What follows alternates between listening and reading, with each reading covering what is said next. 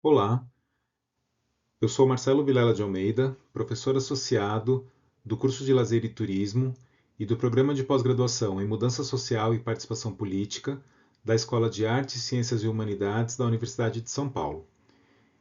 E tratarei de um projeto de educação para e pelo turismo, o caso da Oficina de Turismo Social Viver São Paulo, do programa USP 60+, da EASH USP. Esta atividade, a Oficina de Turismo Social Viver São Paulo, é uma atividade de extensão oferecida no âmbito do programa USP 60+, da Escola de Artes, Ciências e Humanidades da Universidade de São Paulo.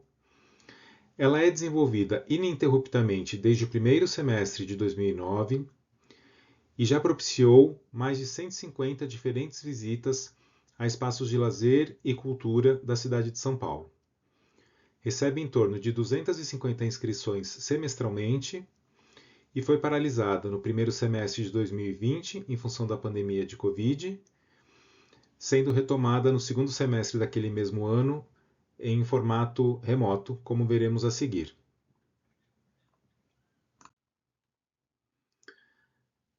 A Oficina de Turismo Social Viver São Paulo tem entre seus objetivos apresentar às e aos participantes as características dos principais atrativos e espaços e equipamentos turísticos e de lazer do município de São Paulo, sob a perspectiva do turismo social, ou seja, que diz respeito à questão da democratização do acesso ao turismo, e também propiciar a sociabilização das e dos participantes, bem como a troca de informações e experiências entre elas e eles a respeito dos conteúdos trabalhados durante as visitas. Aqui podemos ver uma foto que ilustra o alcance desses objetivos. Trata-se de uma visita a um importante cemitério, um dos mais antigos da cidade de São Paulo, o Cemitério da Consolação, onde podem ser vistas obras de arte tumular e também podem ser conhecidos os túmulos de personalidades da cultura, da história, da política de São Paulo e do Brasil.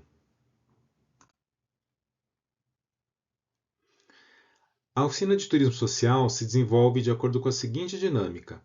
Normalmente ocorre uma aula inaugural, um primeiro encontro na EASH USP. Em seguida, iniciam-se as visitas aos locais de interesse turístico e recreativo do município de São Paulo. São mais ou menos 5 a 6 visitas por semestre para cada grupo, de mais ou menos 50 participantes.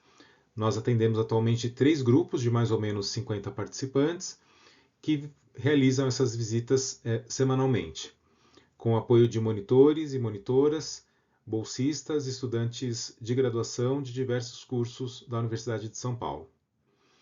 Ao final do semestre, ocorre um encontro na universidade para avaliação e encerramento das atividades.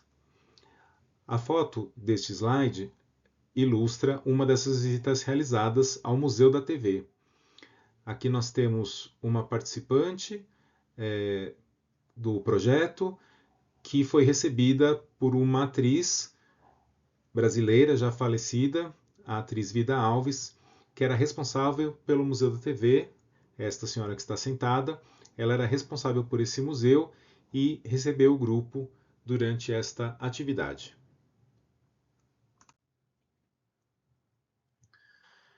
Eu gostaria agora de destacar alguns resultados desta iniciativa. O primeiro deles é a aprendizagem sobre aspectos da história e da cultura de São Paulo. Ou seja, por meio dessas visitas é possível conhecer diversos elementos da história e da cultura, não só da cidade de São Paulo, mas também do país, em função do acervo desses espaços, em função das características arquitetônicas, das características patrimoniais, históricas. Então, trata-se de uma importante oportunidade de aprendizagem sobre tais elementos. O projeto destaca-se também por propiciar uma mudança na rotina das e dos participantes. Ou seja, trata-se de um dia em que essas pessoas dedicam o seu tempo para a realização destas atividades, deixando de lado as suas rotinas, as suas atividades do cotidiano, representando então uma quebra na rotina dessas pessoas. Outro resultado importante é a disseminação das informações recebidas junto a outros grupos dos quais essas pessoas fazem parte. Então, com frequência, essas pessoas 60+, participam de outros grupos, de pessoas com a mesma faixa etária, e elas compartilham nessas informações, nesses grupos, elas compartilham as informações recebidas com essas outras pessoas, o que acaba gerando permanentemente uma renovação da demanda pelo projeto. Ou seja, esse compartilhamento de informações acaba gerando interesse por outras pessoas pelo projeto, fazendo com que nós tenhamos sempre novos participantes integrando essa iniciativa. Aqui nessa foto podemos ver um exemplo dessa situação de mudança na rotina das e dos participantes. Nós podemos ver uma das participantes andando de skate, sendo ajudada ali por uma criança que se encontrava nesse espaço. Era uma casa de cultura na zona norte de São Paulo.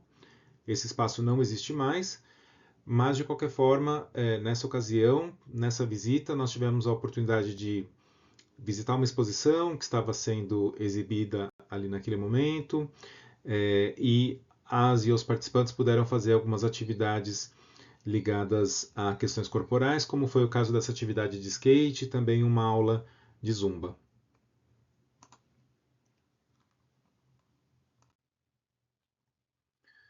Outro resultado importante, talvez um dos mais importantes, seja a interação das e dos participantes, incluindo a que ocorre com as monitoras e monitores do projeto. Ou seja, é de se destacar os vínculos que se formam a partir dessas visitas, a partir desse convívio que ocorre durante as atividades.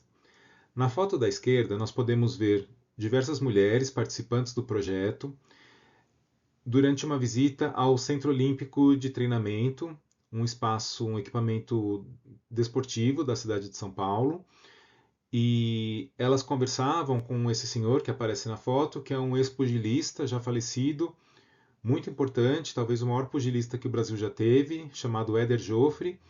Então, essa foto evidencia essa interação que ocorre entre as participantes, entre monitores, entre as equipes que nos recebem. Nessa ocasião, houve, portanto, essa possibilidade desse contato, desse convívio durante a visita. Na foto da direita, nós podemos ver um grupo dançando. Trata-se de um registro da visita realizada ao Centro Cultural, mencionado anteriormente.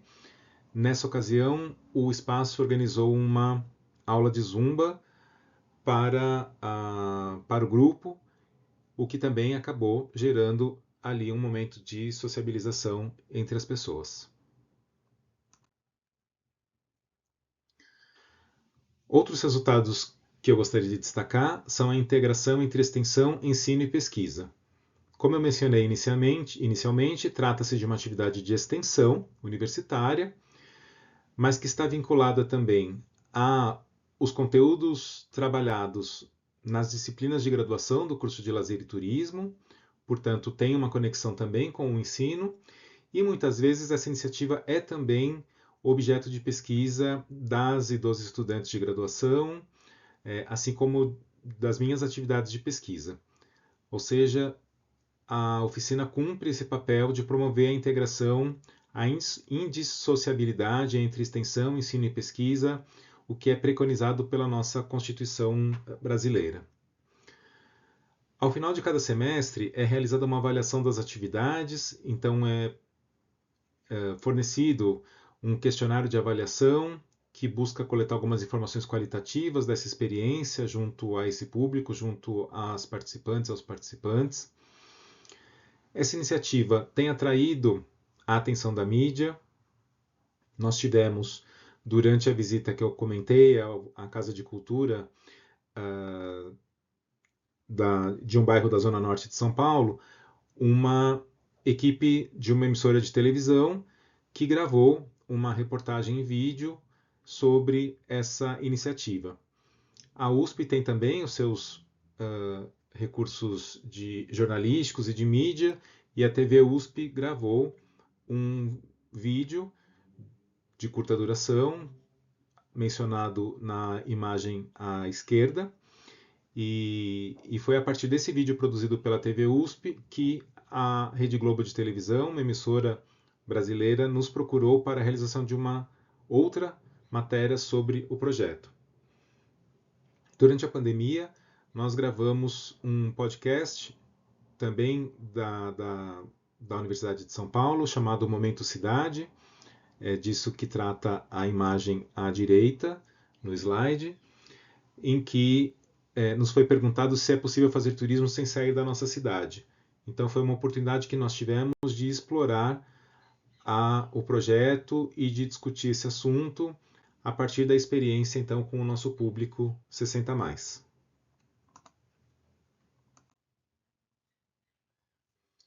Outros resultados, agora resultados com uma característica mais acadêmica, são a produção de textos sobre o projeto. Então, nós já produzimos capítulo de livro, como pode ser visto na imagem da esquerda, no livro intitulado Turismo e Lazer para a Pessoa Idosa, há um capítulo no qual essa experiência é descrita. Tivemos também na imagem central, representado pela imagem central, um texto publicado na revista Mais 60, de uma organização brasileira chamada SESC, Serviço Social do Comércio.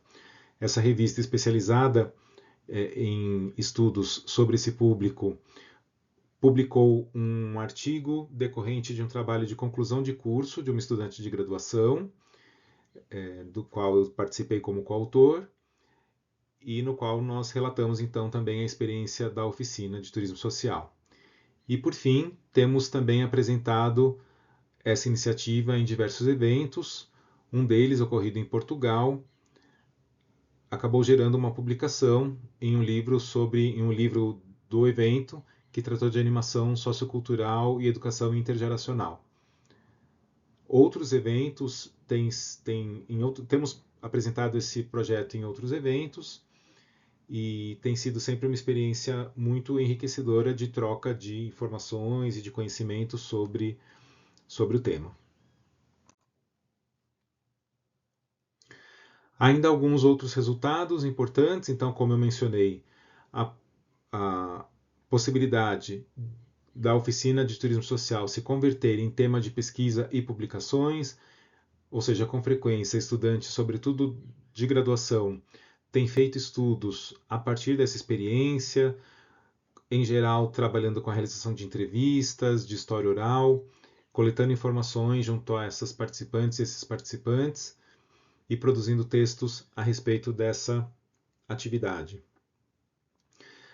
Trata-se de uma experiência de aprendizagem formal e informal sobre os temas do projeto, sobretudo quando falamos de aprendizagem formal, estamos nos referindo aos estudantes de graduação, que acabam participando desse processo educativo institucionalizado pela universidade, mas também existe, claro, um processo de aprendizagem informal em decorrência do convívio com esses públicos, em decorrência das atividades necessárias à realização das visitas, o agendamento das visitas, ou seja, todo o trabalho que deve ser feito previamente, anterior à realização das atividades de campo, e que para os estudantes de lazer e turismo representa uma oportunidade de tomar contato com os procedimentos de realização de atividades de turismo, ou seja, o agendamento das visitas, a transmissão de informações aos participantes, o acompanhamento das visitas no dia da atividade e o contato permanente por meio de grupos de WhatsApp, por meio de outras formas de contato com essas pessoas. Essa experiência se revela um importante mecanismo de fortalecimento de relações pessoais, fortalecimento e estabelecimento de relações pessoais e afetivas. Ou seja, a partir desse contato, uma série de vínculos são estabelecidos.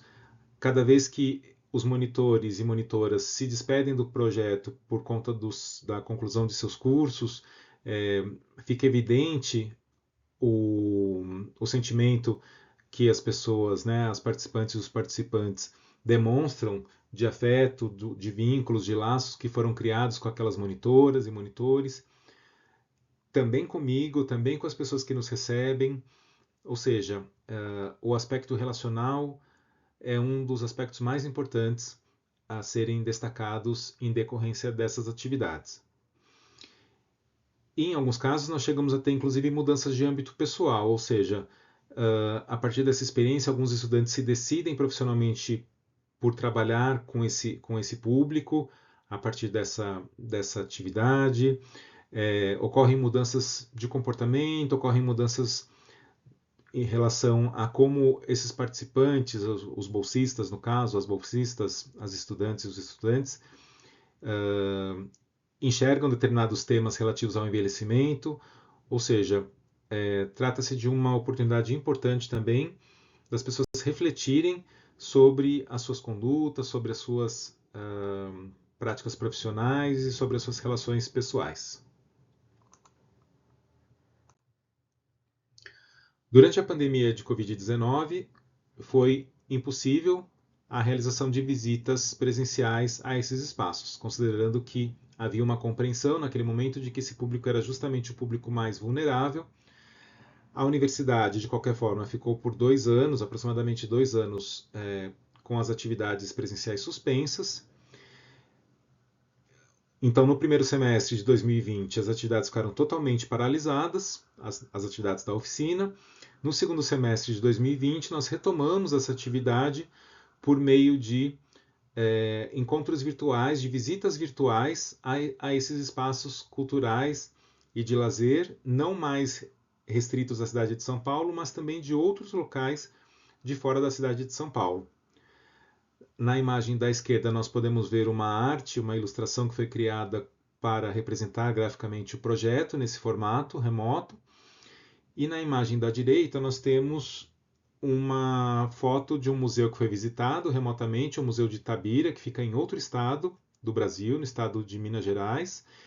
E foi uma atividade muito gratificante, porque nós contamos com a simpatia e a generosidade e o profissionalismo da equipe do museu, como pode ser vista, como pode ser atestado pelas imagens dos profissionais que nos receberam nessa foto da direita.